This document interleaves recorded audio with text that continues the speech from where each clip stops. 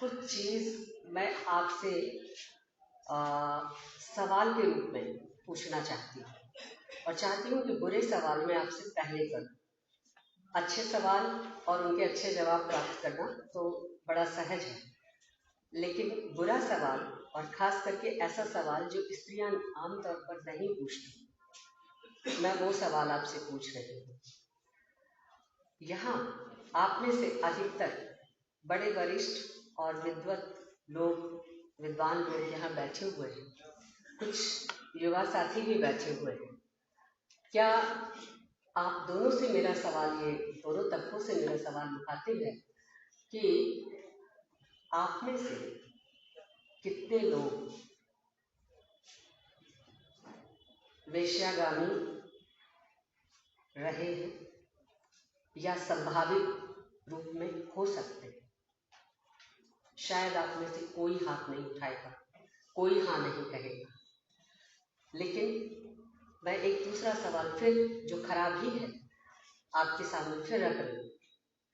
आप में से जो बुजुर्ग मध्य वयस्क महिला पुरुष यहाँ बैठे हैं और जो युवा लड़के लड़कियां यहाँ बैठी हैं, उनमें से जिन्होंने भविष्य के विवाह के बहुत सारे स्वप्न देख रखे हैं, उन वर्तमान माता पिता और संभावित माता पिताओं से अगर मैं पूछूं कि आप में से कितनों ने दहेज दिया है या देने वाले हैं, या दहेज के रूप में आपने अपने लहंगे की ड्रेसेस पसंद कर रखी है, तो शायद सबके सब हाँ कहेंगे।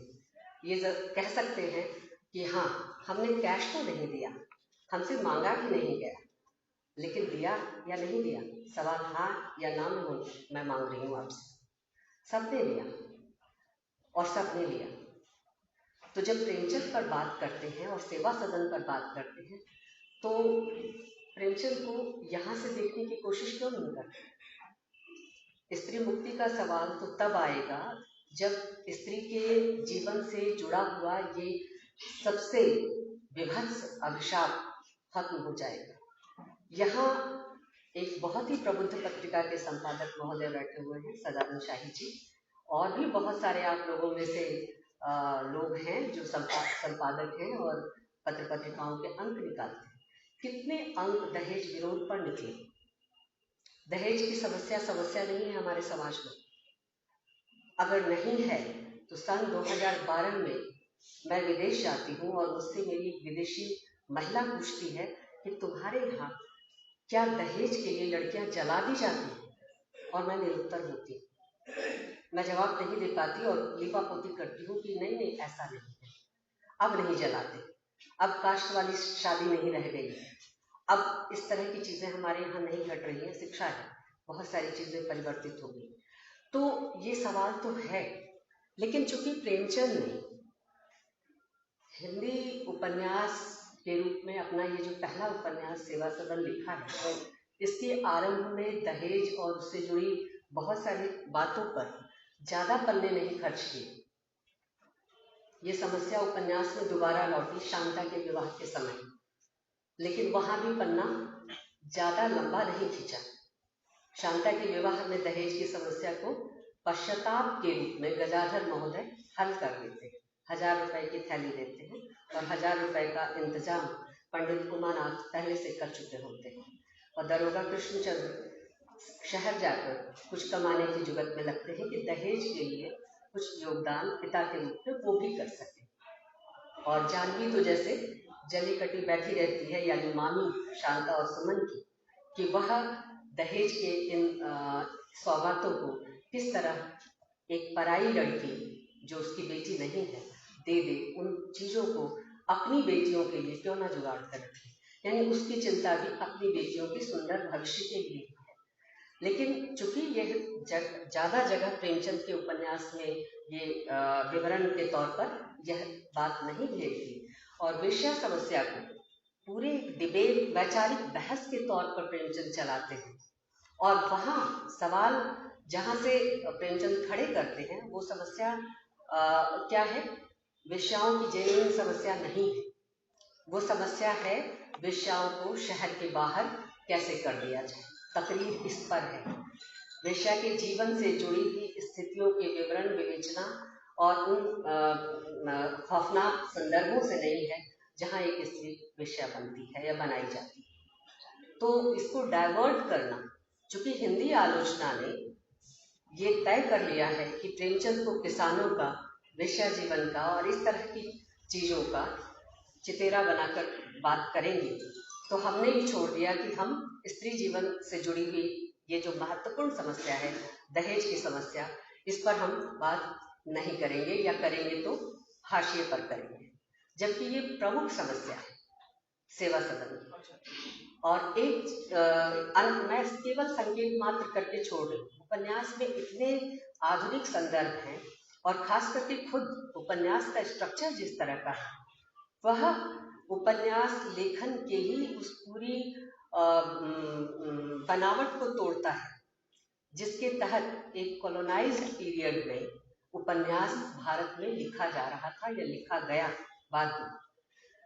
तो प्रेमचंद एक ऐसे मुद्दे को, देखिए, वेश्या समस्या या वेश्याओं के जीवन से जुड़ी हुई स्थितियों पर लिखे गए उपन्यास, वेश्या समस्या हिंदुस्तान में भी थी और यूरोप और अन्य देशों में भी। 1844 का एक उपन्यास है जिसकी चर्चा सेवा सदन के संदर्भ में बहुत सारे विचारकों ने किया है, लेकिन वो बहुत चर्चित नहीं है।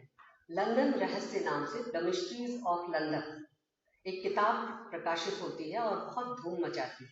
वो इसी तरह के बदनाम गलियों में रहने वाली स्त्रियों और उनके ग्राहकों के ऊपर है। और ये समस्या ब्रिटेन समेत यूरोप के तमाम देशों को प्रभावित किए हुई थी जहाँ पूंजीवाद ने अपना पैर पसारा हुआ था। भारत में भी वो चीज़ थी, क्योंकि हम पूंजीवाद के दौर में सीधे नहीं जा सके थे, कूद कर गए थे और वहाँ साम्राज्यवाद भी हमारी गर्दन दबोचे हुए था। तो एक भिन्न किस्म की चीज़ आती है और एक पूरी व्यवस्था जैसे अपनी विधागत संरचना को डेवलप करती है। उपन्यास आधुनिक विधा कहा जाता है, लेकिन इसके पीछे आधुनिक विधा है, व्यवस्था कौन सी है जो इसको जन्म दे रही है? वो पूंजीवाद है जिसने उपन्यास विधा को जन्म दिया है। तो आप यहाँ से अगर देखना शुरू करेंगे तो पूंजीवाद का जो हायरार्किकल आइडियोलॉजी है वह भी उपन्यास पर हावी है और वहाँ से उसके इश्यूज तय हो रहे हैं, वहाँ से उसके मुद्दे तय हो रहे हैं। वहाँ ज़रूरत किस चीज़ की है? तय किया गया है कि भारत का एक खास तरह से छवि निर्माण किया जाए या तीसरी दुनिया के देशों का या कोलोनाइज्ड देशों का एक खास तरह से छवि निर्माण किया जाए। और उस एजेंडा के तहत बहुत सारी चीज़ों को, यानी दरिद्रता को, यानी भाषा के मसले को, भाषा के अलावा किसानों के मसले को, भुखमरी के सवालों को, अकाल को, इन चीज़ों को उपन्यास का विषय बनाया जाए। प्रेमचंद अपने पहले उपन्यास में कई सारे मिथ उपन्यास लेखन के तोड़ते हैं।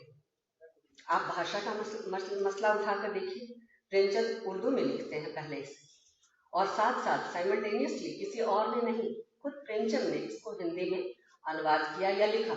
अनुवाद तो करना उसे कहेंगे ना जब कोई लेखक किसी और से करवाए, खुद प्रेमचंद ही इसको लिख रहे हैं दोबारा, तो अनुवाद का कैसे हुआ? भाषा का मसला भी जिसे साम्राज्यवादी एजेंडा तय करता है, नेशनलिटी के साथ साथ, राष्ट्र के और राष्ट्रवाद के साथ साथ, उसको प्रेमचंद यहाँ भाषा, एक राष्ट्र एक भाषा एक जाति टाइप जो नोशन है, प्रेमचंद यहाँ ध्वस्त करते हैं। इसके साथ साथ आप एक चीज और देखिए कि प्रेमचंद जिस समस्या को उठा रहे हैं, वेश्या समस्या वहां आई है, लेकिन वो आ क्यों रही है इसे देखना चाहिए। वेश्याओं की समस्या सुमन की कहानी से शुरू होती, वेश्या और सुमन बाई की कहानी बहुत बाद में दाखिल होती है, पहले तो सुमन की कहानी है। और सुमन की कहानी जहां से शुरू होती है वो घर है, न कि बाजार। घर है, और घर स्त्री के लिए घर की संरचना हमने कैसे की है, किस तरह का घर बनाया है। आप कहने को तो कहते हैं बिन घरनी घरभूत का डेरा, लेकिन उस घरनी के लिए ही, उस घर में रहने वाली स्त्रियों के लिए ही घर उनका नहीं होता। घर हमेशा पुरुषों का होता है। अगर ऐसा नहीं होता तो सुभद्रा दोस्त थी सुमन की, लेकिन घर तो पंडित पद्म सिंह शर्मा का था। सुभद्रा चाहकर भी, सहानुभूति रखकर भी सुमन को अपने साथ नहीं रख सकी, क्योंकि उसे ये प्रेम बड़ा आदर्श था। पद्म सिंह शर्मा और सुभद्रा का दाम्पत्य प्रेम बड़ा आदर्श प्रेम की तरह चित्रित किया गया इस नॉवल में। ये एकमात्र जोड़ा है जो प्रेमचंद बड़े भले प्रकार से चित्रित करते हैं, जहां विवाह को लेकर कोई खटपट नहीं। लेकिन सुभद्रा अपनी इच्छा से सुमन को घर में नहीं रख सकती, क्योंकि घर केवल उसका कहाँ है। प्रेमचंद इस वाक्य को कहीं नहीं लिखते, लेकिन जिस खूबसूरती के साथ चित्रित करते हैं वो बहुत आसानी से एक चीज को समझने में मदद देती है कि घर से बाहर अगर स्त्री निकलती है, यानी घर के अंदर भी अगर उसे रहना है, तो पैट्रियार्की के दायरे में ही रहना होगा। पैट्रियार्की के तमाम हेजेमोनिकल विचारधारा से समझौता करते हुए ही वह उस घर में सामंजस्य बिठाकर रह सकती है। अपने निर्णय, अपने अधिकारों की बात करके उस घर में नहीं रह सकती। वहां सबमिसिव हुए बिना, सबऑर्डिनेट हुए बिना गुजारा नहीं है। ऐसा घर अभी हमने तैयार नहीं किया है जहां स्त्रियां फैसले लेती हैं। तो प्रेमचंद सुमन बाई बनने के पीछे जो पूरी यात्रा है, अगर आप गंभीरता से देखें तो आपको समझ आएगी कि सुमन घर से निकाल दी जाती है उस पैट्रियार्कल संरक्षण में, जो एक तरह से कह सकते हैं कि पुरुष की ही सत्ता है। ये पुरुष की सत्ता किसी XYZ पुरुष की सत्ता नहीं है, ये पितृसत्तात्मक सत्ता है। पुरुष कृष्णचंद्र दरोगा भी हैं और वो कहीं से भी पैट्रियार्कल नहीं है। वो आधुनिक विचारों को मानने वाले हैं और चाहते हैं कि जैसा सुधार आंदोलनों का एजेंडा है वैसी ही उनकी बेटियां भी बड़ी हैं, और करते करते बेटियां वास्तव में बड़ी हो जाती हैं और एक वो वास्तविक समस्या से रूबरू होते हैं। तो पुरुष जब मैं कह रही हूँ तो एक विचार के तहत कह रही हूँ, जैविक सत्ता के रूप में नहीं कह रही, वैचारिक सत्ता के रूप में कह रही हूँ। तो ये सुमन घर से अगर न निकाली जाती तो वो सुमन बाई नहीं बनती। घर संरक्षण की चीज नहीं है स्त्री के लिए। एक सवाल फिर मैं आपसे करना चाहती हूँ। बहुत सारी लड़कियां बैठी हैं, लड़के भी हैं, यानी दोनों जेंडर यहाँ हैं और हर उम्र के हैं। मैं अभिभावकों से पूछना चाहती हूँ कि आप जब आपकी बेटियां घर से बाहर जाती हैं तो आप पूछते हैं या नहीं पूछते कि बेटी कब वापस लौटेगी? और बच्चियों, आपसे पूछना चाहती हूँ कि जब आप कॉलेज के लिए आते हैं, विश्वविद्यालयों में आते हैं, तो आपके माता पिता रोज पूछती हैं या पूछते हैं कि आप कब तक वापस आ जाएंगे, सांझ होने से पहले आ जाएंगे? आपसे रोज का रोजनामचा है, ये रोज पूछा जाता है। जिस दिन ये सवाल स्त्री से आप पूछना बंद कर देंगे कि वो कब तक वापस आ जाएगी या वो घर जा रही है, तो वह उसी समय की पाबंदी के घर से बाहर जा रही है तो उसी समय की पाबंदी के अंदर वापस भी आ जाए जो आप दे रहे हैं, तो आप स्त्री पर भरोसा करना सीख जाते हैं। और प्रेमचंद के शब्दों में कहूँ तो विश्वास से विश्वास पैदा होता है। प्रेमचंद को स्त्री पर भरोसा था और वो न केवल सेवा सदन में सुमन के चरित्र के जरिए और अन्य स्त्री पात्रों के चरित्र के जरिए, बल्कि अपने विभिन्न संपादकीयों में, हंस, जागरण, मर्यादा, माधुरी, तमाम पत्रिकाओं के संपादकीयों में इस बात को बार बार और बहुत ही स्पष्ट तरीके से लिख चुके हैं कि स्त्री पर अगर आप विश्वास करना सीख जाएंगे तो आप यह भी विश्वास कर लेंगे कि जैसे लड़के अपनी रक्षा स्वयं कर सकते हैं, लड़कियां भी अपनी रक्षा स्वयं कर सकती हैं। और प्रेमचंद, हम जब मैं ये कह रही हूँ तो हमारे मन में ये सवाल उठ रहा होगा, खुद मुझे बोलते हुए एक बार हिचक हो रही है, बहुत आत्मविश्वास से ये शब्द नहीं बोल पा रही हूँ कि लड़कियां भी अपनी रक्षा खुद कर सकती हैं। खटाक से आपके दिमाग में आता है कि लड़कियां तो कमजोर होती हैं, उनका शरीर तो इस लायक होता ही नहीं, उनका पहनावा तो इस लायक होता ही नहीं है कि वो दौड़ के भाग जाए। आपने साड़ी ऐसी बांधी है और हिल के चप्पल पहने हैं ताकि साड़ी में आप अच्छी लगे, तो आप दौड़ के तो चल ही नहीं सकते, तेज भी नहीं चल सकते, तो आप वल्नरेबल हैं। प्रेमचंद इन बातों को जरा सा भी ध्यान नहीं लाते, ये कहते हुए कि लड़कियां भी लड़कों के समान अपनी रक्षा कर सकती हैं। मैं उदाहरण के लिए प्रेमचंद का ही एक कोट आपके सामने रखना चाहती हूँ।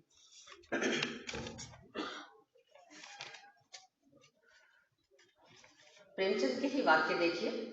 हमें तो इसका एक ही, यानी इस दहेज प्रथा का जिसकी मैं चर्चा कर रही हूँ, प्रेमचंद कहते हैं, एक दुखी बाप ने चिट्ठी लिखी प्रेमचंद को कि बेटी का विवाह है और योग्य वर नहीं मिल रहा है। योग्य वर मिलेगा कैसे? और कोई भी आपकी नज़र में योग्य वर हो तो आप कृपया मुझे बताएं, क्योंकि मुझे इस मामले में और कोई रास्ता नहीं सूझ रहा। प्रेमचंद उस बाप को जवाब देने के पहले, इसी नाम से ये पत्र संकलित है, एक दुखी बाप। तो प्रेमचंद उस पिता को जवाब देने के पहले एक पैराग्राफ अपनी बात लिखते हैं, बाद में कोर्ट में उस पिता को क्या लिखा था वो लिखते हैं, चिट्ठी का जवाब जो उन्होंने दिया था उसको छापते हैं। लेकिन प्रेमचंद का ये जो कोट है, उदाहरण है, वो बहुत महत्वपूर्ण है। मैं वो आपके सामने रखती हूँ, जरा ध्यान से सुनिए।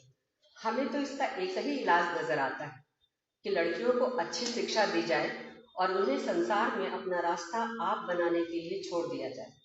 उसी तरह जैसे हम अपने लड़कों को छोड़ देते हैं, उनको विवाहित देखने का मोह हमें छोड़ देना चाहिए, और जैसे युवकों के विषय में हम उनके पथ भ्रष्ट हो जाने की परवाह नहीं करते, उसी प्रकार हमें लड़कियों पर भी विश्वास करना चाहिए।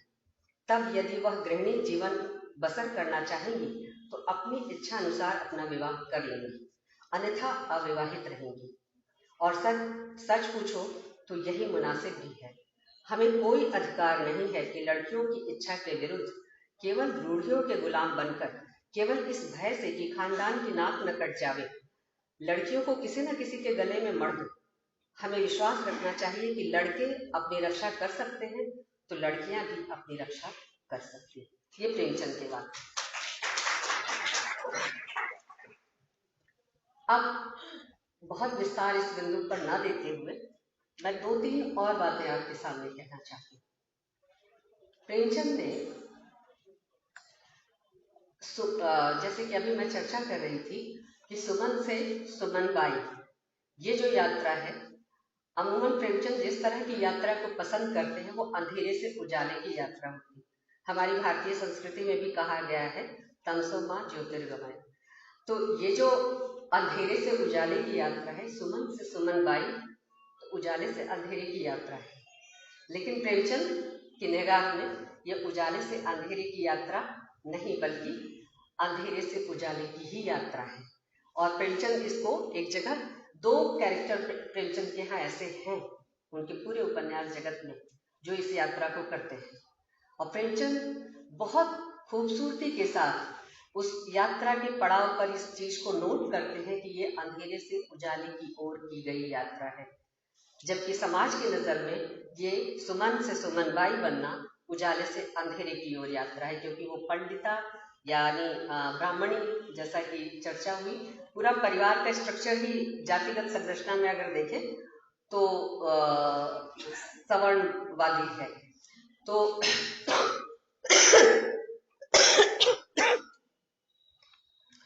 जालपा और सुमन 2 ऐसे कैरेक्टर हैं जो अंधेरे से उजाले की यात्रा करते हैं। और प्रेमचंद के शब्दों में अंधेरे से उजाले की यात्रा क्या है? स्त्री को स्वयं अपनी पहचान हो, स्त्री खुद को जाने, ये अंधेरे से उजाले की ओर यात्रा है। स्त्री समाज की दी हुई भूमिकाओं में जिस तरह से अपने होने को सार्थक करती रही, वो प्रेमचंद के लिए मायने नहीं रखता। प्रेमचंद अंधेरे से उजाले की यात्रा उसे मानते हैं जहां स्त्री अपनी अस्मिता को पहचानती। एक और चीज आप ध्यान दीजिए कि प्रेमचंद जिसको बहुत शटल तरीके से कह रहे हैं, और एक संबंध है इस उपन्यास में जिस पर हमारा ध्यान बहुत कम जाता है, पंडित पद्म सिंह शर्मा और सुमन का। आमतौर पर सुमन के जीवन में 2 पुरुष आए, सदन और गजाधर। गजाधर जो उसका पति है, देह और आत्मा दोनों का स्वामी है, और सदन जो उसका प्रेमी है। लेकिन प्रेमी किस तरह का है? विचार और बुद्धि से कहीं भी सुमन के बराबर नहीं है। सुमन पुरुष देह के रूप में अगर किसी के प्रति आकृष्ट हुई है तो वो सदन है। और प्रेमचंद कहते हैं कि सुमन के लिए तो ये कलुषित सही लेकिन सच्चा प्रेम था, लेकिन सदन के लिए वह उस सामाजिक संरचना में किया हुआ एक मनोविनोद भर था जो पुरुष होने के नाते उसको सहज ही उपलब्ध है। यानी दाल मंडी जाकर पैसे के बल पर किसी भी स्त्री के प्रति प्यार दिखाना, अपना मनोविनोद करना, इससे ज्यादा सुमन की कोई हैसियत उसके लिए नहीं थी। क्योंकि सदन का कैरेक्टर जिस तरह से प्रेमचंद ने चित्रित किया है वो एकदम रूढ़िवादी, युवा लेकिन रूढ़िवादी नौजवान का चरित्र है। सदन कोई ऐसा चरित्र नहीं है जिससे प्रेमचंद को बहुत उम्मीदें हों, लेकिन पंडित पद्म सिंह शर्मा एक ऐसा चरित्र है जिसे प्रेमचंद की सहानुभूति मिली हुई है। और याद कीजिए वो प्रसंग कि जहाँ सभी सुमन को मनाकर हार जाते हैं कि वो दाल मंडी छोड़ दे और ये व्यवसाय छोड़ दे, क्योंकि दाल मंडी से हटाकर वेश्याओं को शहर के बाहर कहीं बसाने का कार्यक्रम चल रहा था, तो सुमन ही सबसे लोकप्रिय वहाँ थी, तो उसका हटना मतलब दाल मंडी का उजड़ जाना था। तो सुमन को हटाने के लिए बहुत तेरे प्रयास किए जाते हैं, खास करके रुपए पैसे से लेकर बहुत तरह के उसमें ऑफर होते हैं, लेकिन सुमन किसी भी चीज को स्वीकार नहीं कर सकती।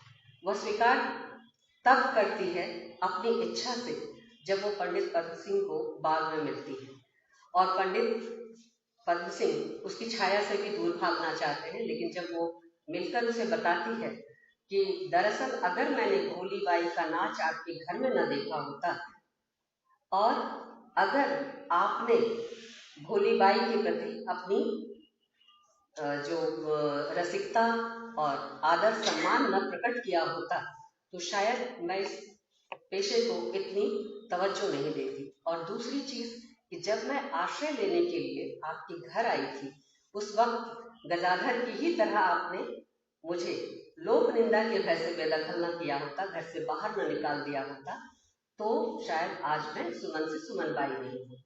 प्रेमचंद वहां एक मार्ग टिप्पणी करते हैं कि लोक निंदा किस लिए, समाज की निर्मिति हम करते हैं तो किस लिए? लोक निंदा एक रेगुलेटिव एक्ट है, एक नियंत्रणकारी तरीका है जिसमें समाज आप कुछ करते हैं और करते करते रुक जाते हैं और कर डालते हैं और उसकी सजा एक तरह से समाज और सामाजिक व्यवहार में पाते हैं। ये लोक निंदा का ही असर है। लोक निंदा एक तरह से ऑपरेटिव और रेगुलेटिव दोनों तरीके का एक मैकेनिज्म है। तो प्रेमचंद कहते हैं कि लोक निंदा किसके लिए जरूरी है? लोक निंदा इसलिए जरूरी नहीं है कि जो अच्छा काम है उससे आदमी विरत हो जाए। लोक निंदा इसलिए जरूरी है कि लोग बुरे कामों से विरत हो। आप एक स्त्री को आश्रय देकर अच्छा काम कर रहे हैं, लेकिन आप लोक निंदा से डर गए, क्योंकि गजाधर और विठल दास घूम घूम कर ये प्रचार कर रहे थे कि पंडित पद्म सिंह शर्मा ने गजाधर पंडित की पत्नी को अपने घर रख लिया है। इस लोक निंदा और बदनामी से यानी चरित्र हनन से, देखिए हमारा समाज केवल स्त्रियों का ही चरित्र हनन नहीं करता, बड़े आराम से वो पुरुषों का चरित्र हनन भी करता है। यानी ये जो दो तरह के इस रूप हैं चरित्र हनन के, जिसमें स्त्रियां ज्यादा शिकार हैं, पुरुष कम, लेकिन वो ये भी हैं। हम दरअसल एक ऐसे समाज में रहते हैं जो बंद समाज, और बंद समाज में जो पुरुष को जितनी स्वायत्तता या स्वच्छंदता या बाहरी स्वतंत्रता मिली हुई है, स्त्रियों को उतनी नहीं मिली, उससे भी वंचित है। और फिर भी यह जो स्वतंत्रता और स्वायत्तता और कह सकते हैं कि बाहर का एक स्पेस जो पुरुषों को मिला हुआ है, वह भी बहुत सुलझा हुआ नहीं है। दिक्कत यहाँ है, यानी उसमें आप एक ऐसे संबंध को स्टैब्लिश ही नहीं कर सकते जहां स्त्री और पुरुष दोनों के लिए मित्रवत संबंध की गुंजाइश हो। यानी सुभद्रा की सखी सुमन तो हो सकती है, लेकिन पद्म सिंह शर्मा की सखी सुमन नहीं हो सकती। दिक्कत यहाँ है। और जरा रविन्द्रनाथ की तरफ बढ़ जाइए तो आपको और सुंदर व्याख्या मिलेगी। स्त्री के लिए हमने 2 जगह डिफाइन कर दी, यानी पूरे 19वीं शताब्दी का जो डिबेट है उसमें स्त्रियों के मुक्ति के लिए तमाम तरह के प्रयत्न किए गए हैं। समाज सुधारक प्रयत्नों को भी उसमें शामिल कीजिए और साथ साथ जो अन्य तरह के वैचारिक या जीवन शैलीगत परिवर्तन है उनमें किए जाने वाले परिवर्तनों को भी और प्रयत्नों को भी शामिल किया जाना चाहिए।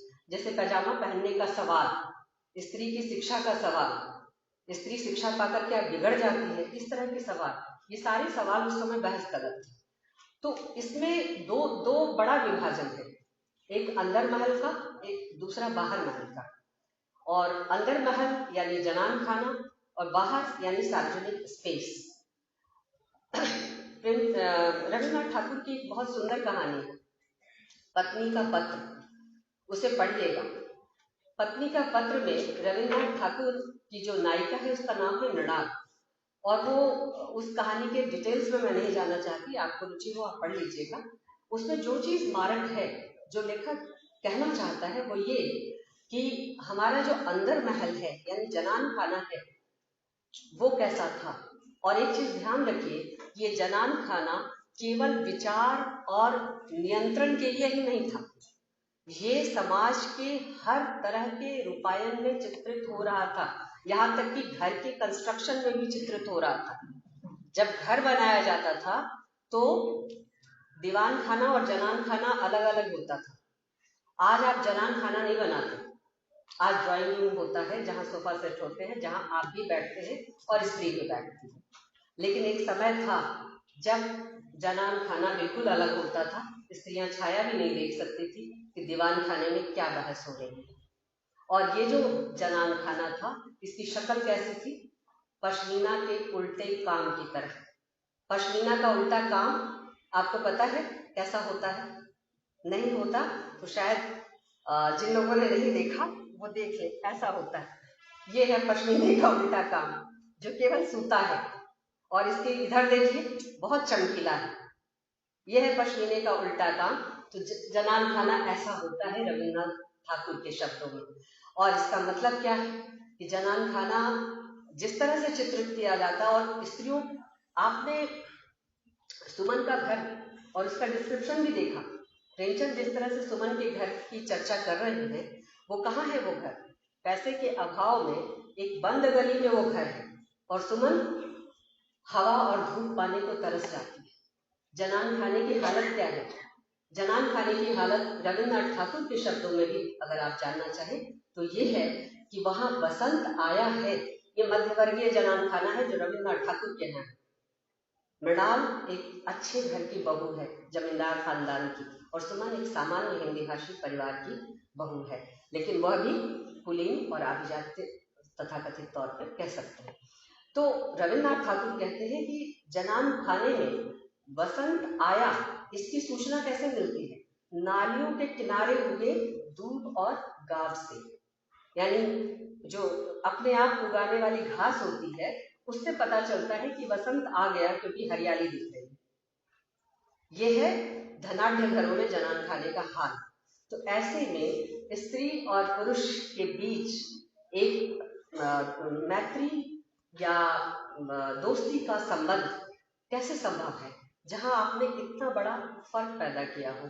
एक और मैं महिला कथाकार के संदर्भ में आपसे बात करना चाहूंगी, और आपसे चूंकि मुझे लगता है कि ये बताया जाना चाहिए।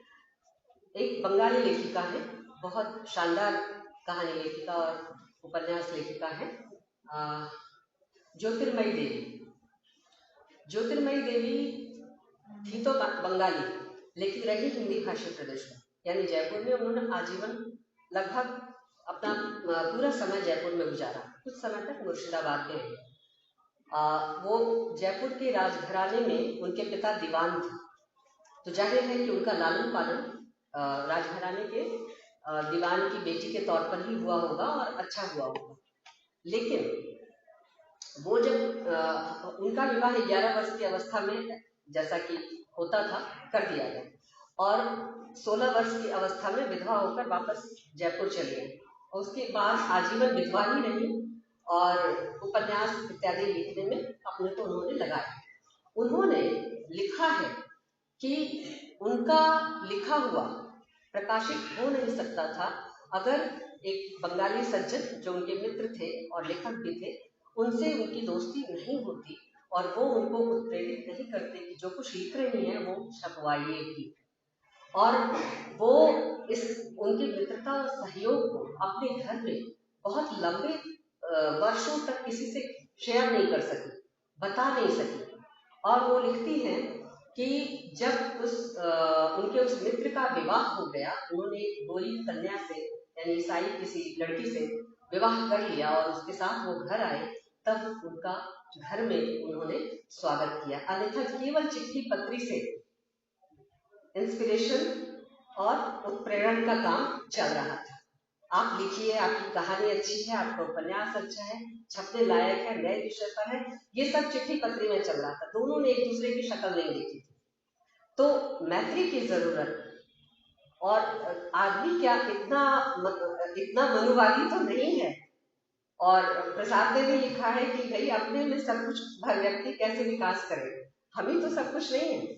जब तक हमारे पास आसपास की दुनिया से हमारी वाकियत न हो, हमारी जानकारी न हो, हम ना जाने कि स्त्री कैसी है और स्त्री की आवाज कैसी है, और हम ना जाने कि पुरुष कैसा है, वो सोचता क्या है हमारे बारे में बैठा हो, तो हम और केवल जानना ही पर्याप्त नहीं है, अंतर्क्रिया भी जरूरी है, विचारों का आदान प्रदान और संवाद भी जरूरी है।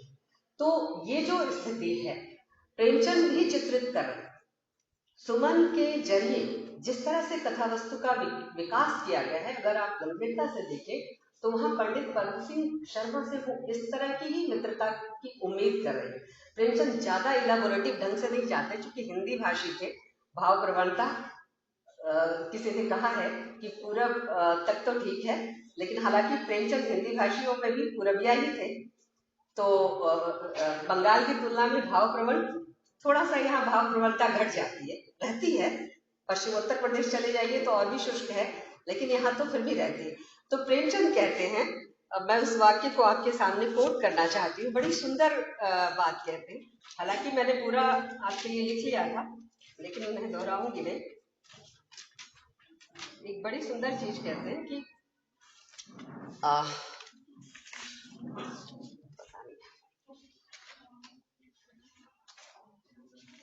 चलिए छोड़िए, मैं ऐसे जितना मुझे याद है मैं सुना देती हूँ। प्रेमचंद कहते हैं कि अगर किसी सच्ची प्रशंसा का मूल्य क्या होता है, किसी लेखक से पूछिए। हजारों झूठी प्रशंसाओं से, झूठी तारीफों से एक आलोचक की कटु आलोचना उसे प्रिय होती है। पंडित पद्म सिंह शर्मा का एक वाक्य कि उनको पश्चाताप है अपनी करनी पर, यानी सुमन को घर से निकाल देने पर, उस निर्णय पर, लोक निंदा के भय से निकालने के निर्णय पर पश्चाताप है। इस एक वाक्य ने सुमन के मन पर नश्कर का काम किया और वह दाल मंडी छोड़ने को तैयार हो जाती है। और प्रेमचंद उसको बड़े ही अकादमिक तरीके से लिखते हैं कि हजारों झूठी प्रशंसाओं से एक आलोचक की, एक सच्चे आलोचक की कटु आलोचना कितना मायने रखती है, किसी लेखक से पूछे। तो ये एक नए किस्म का संबंध है जो डेवलप तो हो रहा है, लेकिन उसे आलोचक हमारा खोल नहीं रहा है। मुश्किल वही है कि हमने उपन्यास को या किसी भी रचनात्मक कृति को पढ़ने का जो तरीका विकसित किया है, वो ये कि जितना रचनाकार बता रहा है वो हम भी बता रहे हैं। रचनाकार ने अगर वेश्या समस्या पर ज्यादा पन्ने खर्च कर दिए तो हम क्यों न मान लें कि वेश्या समस्या ही इस उपन्यास की प्रधान समस्या है। और इस तरह से आलोचना का काम ये नहीं है कि जो लेखक ने लिख दिया केवल वो बता दिया जाए या उसकी व्याख्या कर दी जाए। लेखक ने जहाँ चीजों को साइलेंट छोड़ दिया है, जहाँ चीजों को उसने इंगित करके, इशारा करके छोड़ा है, आप उसे आगे बढ़ाइए। जो लिखा गया है वो तो वहां है ही, लेकिन जो नहीं लिखा गया है, इशारे में छोड़ा गया है, वह भविष्य के दिशाओं की ओर संकेत करता है। बहुत सारी चीजें हैं। एक और मुख्य बात, आज सुबह चूंकि मैंने एक पुलिस अधिकारी को यहाँ बैठे देखा तो मैं बोलना चाहती हूँ, वो ये कि प्रेमचंद इस उपन्यास में एक और महत्वपूर्ण पक्ष सामने रखना चाहते हैं। इस उपन्यास का जो आरंभ होता है उस पहली पंक्ति को याद रखिए, ईमानदारी के दरोगा कृष्णचंद्र अपनी ईमानदारी पर पछता रहे थे। पश्चाताप के कड़वे फल कभी न कभी सबको चखने पड़ते हैं, लेकिन दरोगा कृष्णचंद्र आज अपनी ईमानदारी पर पछता है। ईमानदारी को एक मूल्य के तौर पर स्थापित करना, दो चीजें महत्वपूर्ण है। देखिए, पूंजीवादी व्यवस्था के अंतर्गत एक तो भ्रष्टाचार और दूसरा वेश्यावृत्ति, ये दोनों ही चीजें प्रेमचंद के इस उपन्यास में जगह घेरती हैं, लेकिन बहुत गंभीरता से जब आप उसे पकड़ने की कोशिश करेंगे तभी हम उस चीज को समझ भी पाएंगे। ईमानदारी को एक मूल्य के तौर पर स्थापित करना पूंजीवाद के अंतर्गत मुक्तिबोध नहीं कर पाए। मुक्तिबोध ने कहा कि ईमानदारी एक छद्म है, हम ईमानदारी का ढोंग करते हैं, ईमानदार होते नहीं, क्योंकि ईमानदारी की परीक्षा तो बहुत निजी क्षणों में होती है कि आप कितने ईमानदार हैं। दुनिया के सामने ईमानदार बनना बहुत आसान है, लेकिन निजी क्षणों में अपने स्तर तक ईमानदार बनना भी आसान है। लेकिन उन निजी क्षणों में जब आपके ऊपर बेटी, बेटा, पत्नी और तमाम सामाजिक रिश्तों, नातों और संबंधों का दबाव होता है, मित्रता का दबाव होता है, तब आप कितने ईमानदार बने रह पाते हैं, वहां फिसलते हैं या नहीं फिसलते। मुक्तिबोध इन सवालों को उठाते हैं, लेकिन प्रेमचंद ईमानदारी को एक वैल्यू की तरह स्थापित करके और भ्रष्टाचार को उसका बाई प्रोडक्ट बताकर और साथ ही साथ एक ऐसे वर्ग के जरिए ईमानदारी को उठाना जो ईमानदारी के लिए जाना ही नहीं जाता।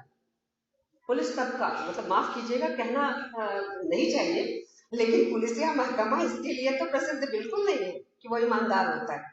उसकी जो छवि है वो बिल्कुल ट्रैफिक पुलिस से लेकर तमाम आप देख लीजिए। तो एक ऐसे वर्ग के चरित्र को ईमानदार बताना और ईमानदारी की सजा पाते हुए दिखाना, और दूसरा एक ऐसे वर्ग को जो अपनी मर्दानगी के लिए जाना जाता है, मैचोइज्म के लिए जाना जाता है, ताकतवर होते हैं वही युवक या युवतियां पुलिस की तरफ जाती हैं, पुलिस पेशे को अपनाती हैं। तो उस मर्दानगी और मैचोइज्म के कंस्ट्रक्ट के भीतर एक ऐसे चरित्र को गढ़ना जो मैचोइज्म से कोसों दूर है, जो लड़कियों को उनके मन के अनुसार करने देता है, जो पिता है लेकिन पितृसत्तात्मकता से कोसों दूर है। वो लड़कियों की इच्छा, मन और किसी भी चीज को रोकता नहीं है। वो कहता है यही तो उनकी उम्र है, और वो सुधार आंदोलनों से भी प्रभावित है। वो कहता है कि देखना, कुछ ही दिनों में दहेज की समस्या खत्म हो जाएगी, क्योंकि सुधार आंदोलन का प्रभाव बढ़ता चला आ रहा है। और ऐसे कहते कहते उसकी बेटी 16 साल की हो जाती है, जो एज ऑफ कॉन्सेंट का डिफाइंड टाइम है। आपको पता ही है कि एज ऑफ कॉन्सेंट 16 साल को एक कानूनी लड़ाई के बाद एज ऑफ कॉन्सेंट का जो फैसला आया था उसमें 16 साल कहा गया था। प्रेमचंद 16 साल में ही सुमन की शादी ठीक करवाते हैं और अंततः वो शादी दहेज के कारण कट जाती है, और बाद में फिर गजाधर से एक कम पैसे वाले व्यक्ति से उसकी शादी होती है। तो ये कुछ महत्वपूर्ण बिंदु हैं जो इस उपन्यास के जरिए पढ़े जाने चाहिए, और इन पर और भी ज़्यादा विचार करने की ज़रूरत मैं समझती हूँ। मैंने बहुत कह सकते हैं अफरा तफरी में अपनी बात रखी है।